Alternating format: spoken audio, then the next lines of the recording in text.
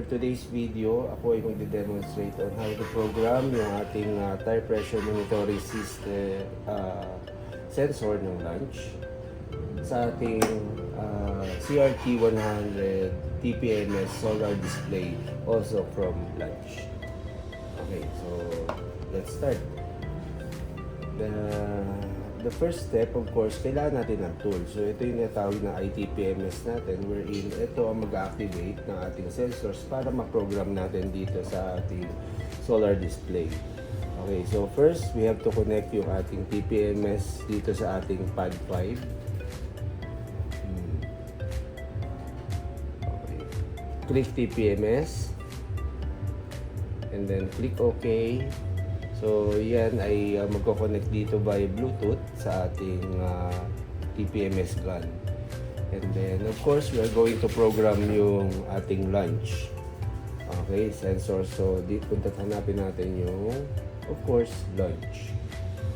Click lang. Let's program yung ating tire pressure sensor. Launch, of course. Then, click program. And then, kailangan at least itutok natin yung program natin dito sa ating sensor. Okay, so we're going to program yung ating sensor. And then, click FL. And then, click auto. And then, it will create an ID. And then, click program.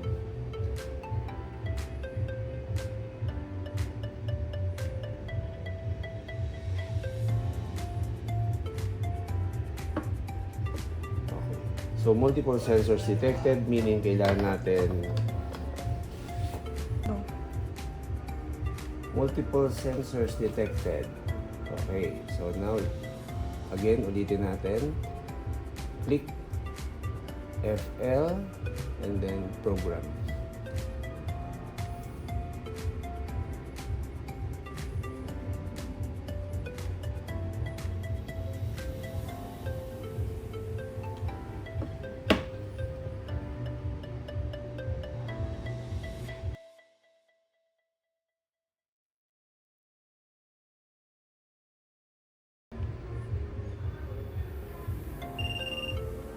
Okay, so it's activated.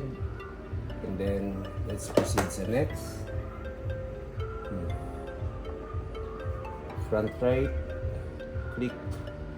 Okay, so this one, mark natin yan ng front left. This one ay front right. And then, click auto. Program. So, the same procedure.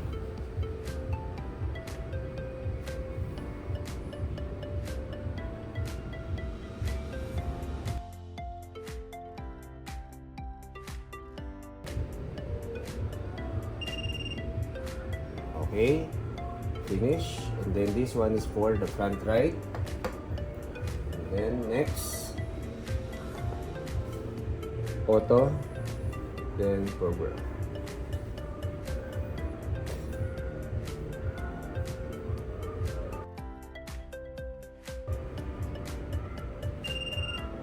Rear right, done.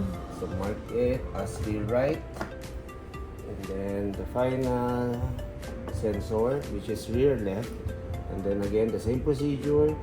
Click auto and then click program.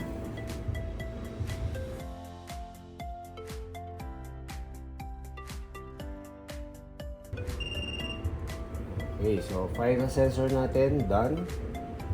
So now, since yan ay pre-program na, so ang gagawin na natin is we will match it dito sa ating CRT 100. Now, paano gawin yon? So, click learning. So, andito yung steps. Paano gagawin natin i-match yung ating sensors dito sa CRT 100. Okay? Now, the first step, sabi dito, is enter the matching mode, which is set the button, this one, 5 times. 1, 2, 3, 4, 5.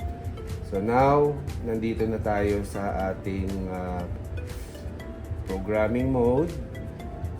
Okay, so ayan na siya. Okay. And then, let's activate, no, using Launch TPMS tool. Okay.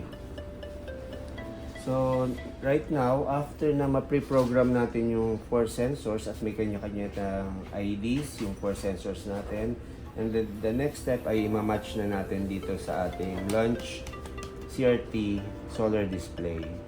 Okay? So, first step is you have to make sure na tayo ay naka-active dito sa ating scanner. And then, followed by yung ating ITPMS gun, which is dapat naka front left ang activation niya. Okay, so first step is kailangan naka programming mode tayo dito. So paano gawin yon? So click natin to ng 5 times yung wrench button. 1, 2, 3, 4, 5. So now yan ang nag-display. So ready na tayo for activation or matching.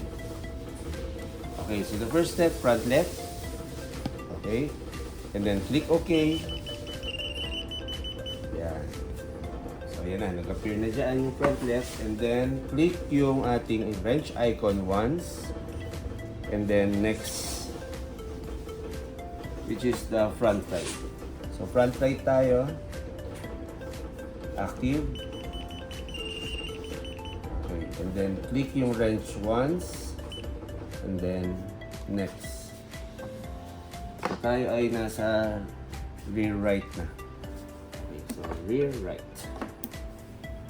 And then click OK. Ayan na. Nag-appear na. And then save. And then next. Which is the rear left. The final rear left. Click OK.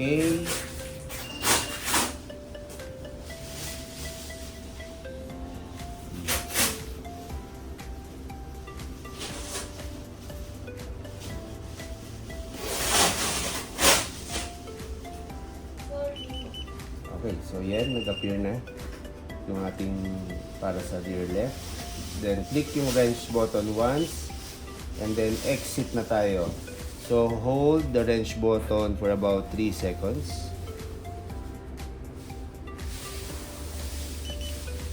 Okay, so that's it. May marking ito at kung saan mo inassign, doon mo ilalagay sa tires na yun.